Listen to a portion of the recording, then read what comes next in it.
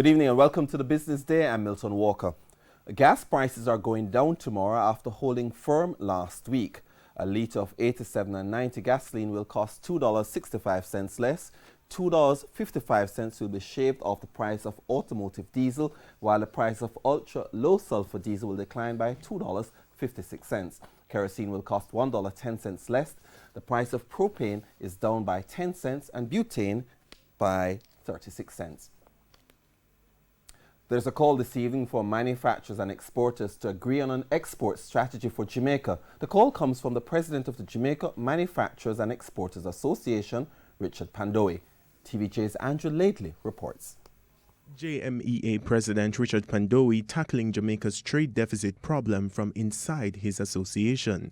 He says although the policy framework is not as conducive as it needs to be, manufacturers and exporters can do more. We believe that we are not competitive, and we're not acknowledging that, and we're not having a plan to become more competitive.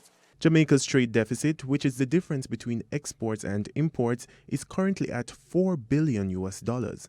Pandoe making this call to action in an attempt to fix the problem. We need a strategy for export and to focus on manufacturing. We do have a strategy. Using Anne-Marie Vasting, pure pretty talk. Action time we need, right? We need action, we need focus, we need a central strategy.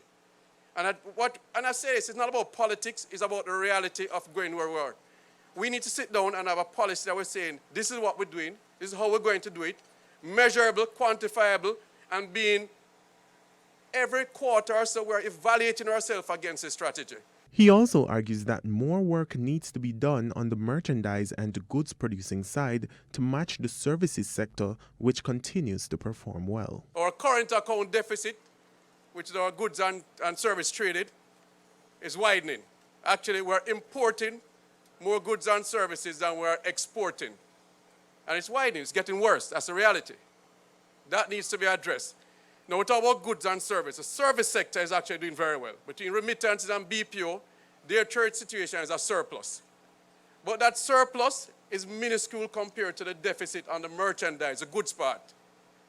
That is where our issue lies. The latest data from the Statistical Institute of Jamaica show that the island's dependence on imported fuel is the largest contributor to the widening trade deficit.